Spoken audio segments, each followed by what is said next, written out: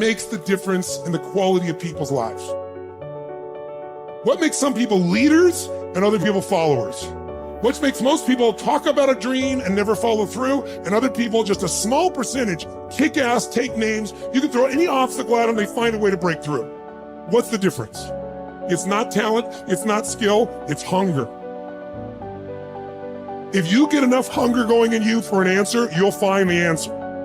If you get a hunger enough inside of you that says, I gotta take things to a next level, I gotta achieve, I gotta make a difference, I gotta expand, you will find the answer.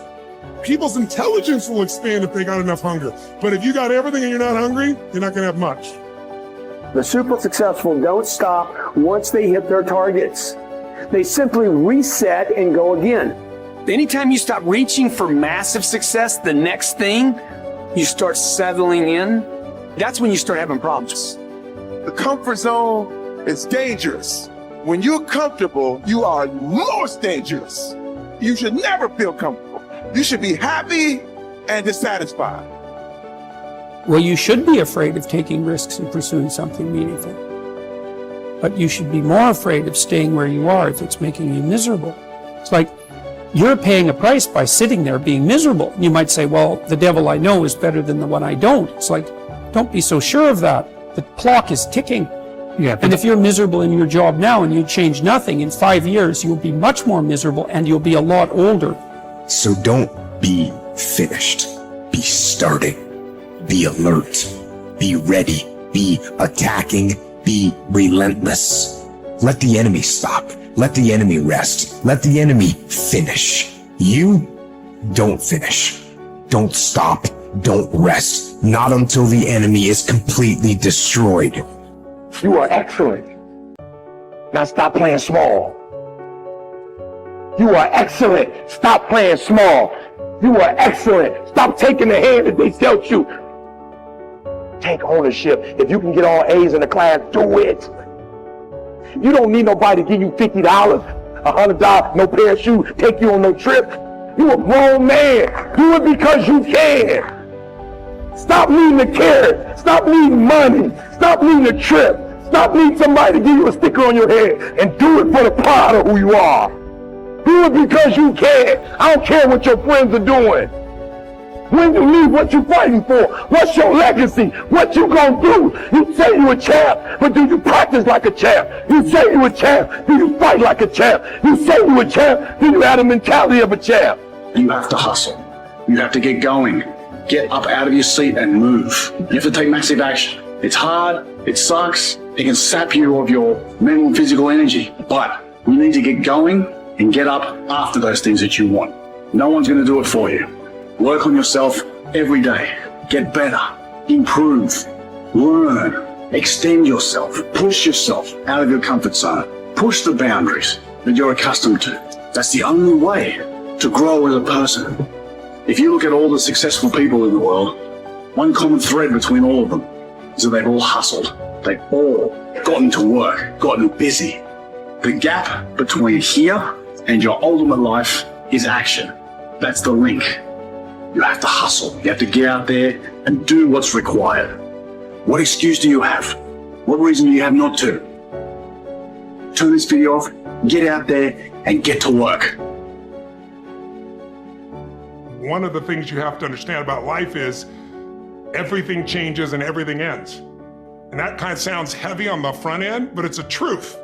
If everything changes and everything ends, number one, it should make you appreciate what you have right now. And then my view is what's next is always better. If I make it so, it's my job to make it so. And so I think, for me, I look at it and say, when you said genius is a young man's game, I think that's total bullshit.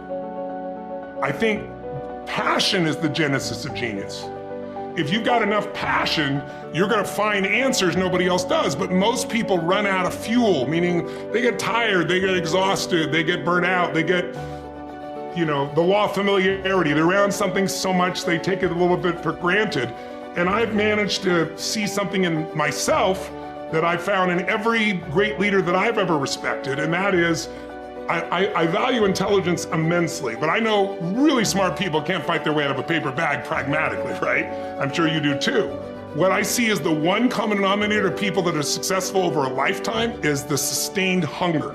Hunger is the number one factor. When I see somebody, I don't care what age they are, I don't care what their background is, if they're hungry to improve, to change, to make something happen. I mean, if you look at Richard Branson, he's as hungry today in his late 60s as he was at 16 years old in that crypt starting Virgin. You know, you look at my buddy Mark Benioff, you know, he's I think in his early 50s right now. Mark is more hungry today than when I knew him 12, 14, 15 years ago when he was first coming up with the idea of, he went to one of my seminars over and over again, the UPW, you know which one. And he went there like 4 or 5 times and he was sitting in the front row, he's a tall guy, introduced himself and said, "You've convinced me, I'm gonna leave this company I work for as an employee here and I'm gonna go start this new company called Salesforce.com. Wow. And he says, Tony, we're gonna do $100 million in business and we're gonna change business. Now he's doing whatever, 30 billion right now. but it's because he hasn't lost the hunger. And I think the law of familiarity is what destroys a relationship. You get around somebody enough, you love them, but you don't have the same passion, same aliveness.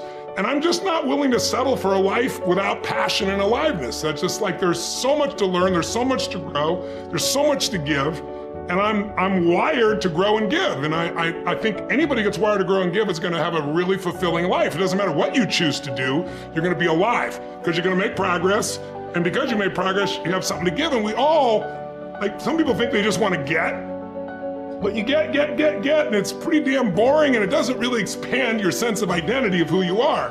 But if you're constantly growing and then taking what you learn, you're so excited about it, you share with other people and their life gets better, whether that be software you make or dresses you design or, you know, something you do in the health space that really gets people to enjoy their food while they're eating well.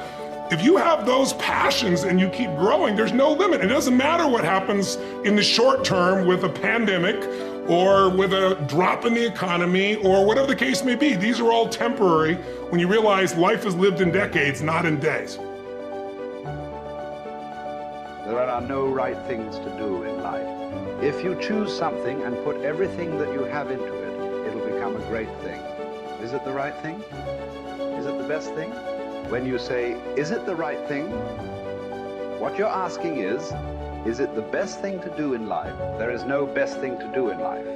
Anything that you take up, and if you put your heart and soul into it, it becomes a great thing. Is it the best thing? No. Then what is the best thing? There is no such thing. There's really no such thing. Why are you not passionate about everything in the existence? You're only passionate about one thing means what?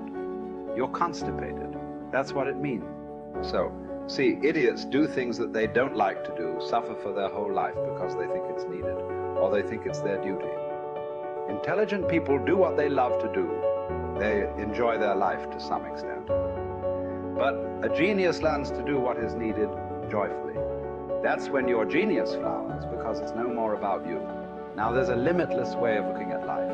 So every aspect of this rally, or many other things we have done, I don't even have to tell people that this must happen, this must happen, this must happen. A few things, yes. The rest of it, I just make it up in my mind. I know it must happen. And it will happen. Not because I'm exercising my will over the world, because I'm just fulfilling the will of the world, that's all.